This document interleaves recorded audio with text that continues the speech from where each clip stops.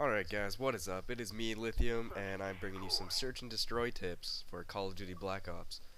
Right now I'm running Commando with extended mags and silencer, and I've also got the Crossbow on. It has its usefulness, I guess. And I got Semtex, Concussion grenades. Frag grenades for me, since they nerf the distance you can throw them, and the time it takes to cook them to use them close range, are not a smart choice, you could say. Like, if you're good with them, by all means go ahead, but Semtex I find are much more useful. And then I got concussion grenades simply because they throw faster, and not only do they stun, but they do a little bit of flash, and if you know how to use them, they're really effective. Silencer for search and destroy, pretty much a must on even snipers, I would say, except for the L96 because you can't put it on. Sorry if I cough, I'm trying to basically getting out of a cold right now. But yeah, and then for perks I have Ghost. It's not uncommon, actually it's pretty common seeing UAVs or maybe even blackbirds in search and destroy, so when you're trying to be stealthy and defend or plant bomb sites, Ghost is your best bet. And then second perk is Up in the Air, considering what is in that slot. I'm using Warlord, but Sleight of Hand has its usefulness. Steady Aim is very good with submachine guns, like the MPL or the Caparis AK-74U and Spectre. Those are my favorites. I like the Spectre. High rate of fire, low recoil, really good. And then Claymores or jammer or motion sensor are really effective in search and destroy for obvious reasons. And unlike demolition in search, you actually have to defuse the bomb where the bomb is planted, not where it's not anywhere on the bomb. Alright, enough about that stuff. Some pointers, I guess you could say, for search and destroy. Running through the center of the map, not a great idea.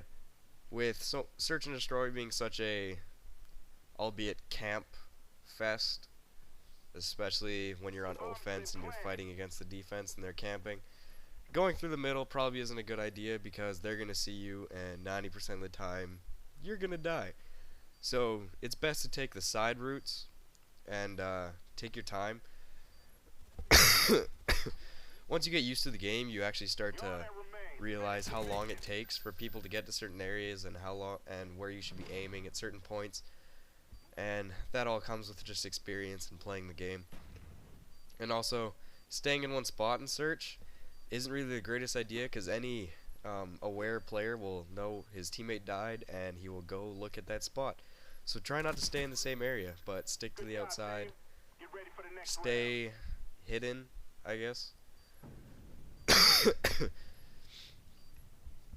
Yeah, I do pretty good this game. I go 12-1 with my last death is complete garbage. The guy takes 10 bullets before I die. And I was actually running Rolling Thunder, Chopper Gunner, and Dogs because I just gotten out of a domination game and I hadn't changed my kill streaks.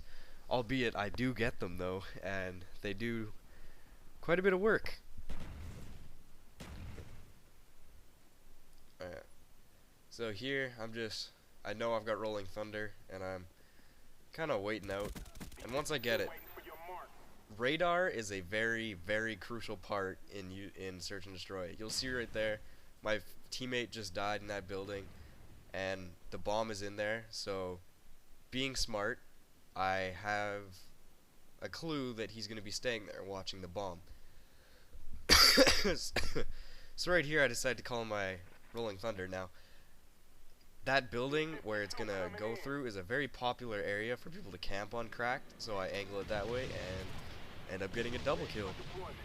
Possibly a triple. I think it would have been a triple if my teammate hadn't killed that guy. Yeah. Moving on to the last round, I actually used my Chopper Gunner. And Cracked isn't the greatest map for Chopper Gunners because there's so many buildings, and it's kind of like Skid Row with an AC-130 in Modern Warfare 2. Unless you manage to sneak that thing in a window, you weren't doing very much. Yeah. Also, you have to be aware in Search and Destroy what your teammates are doing. If you have no communication with them, or they're not the greatest players, don't follow them. Don't leave a bomb open. That's the worst thing you can do in Search and Destroy, is leave a bomb open, because a lot of the time, that's where they're going to plant. Now, I use my chopper gunner here, and as I said, it's not very effective. So, I basically use it as a call-out machine. I tell my buddies where everything is, and they go clear them up. And I think once I'm done this chopper gunner, there's only 2 out of 5 left. So, it was pretty effective, even though I didn't get many kills. Maps like Crisis are ridiculously good for chopper gunner because there's so much outdoors besides the underground part. It's no fun having the other team in there when you're in underground. Alright.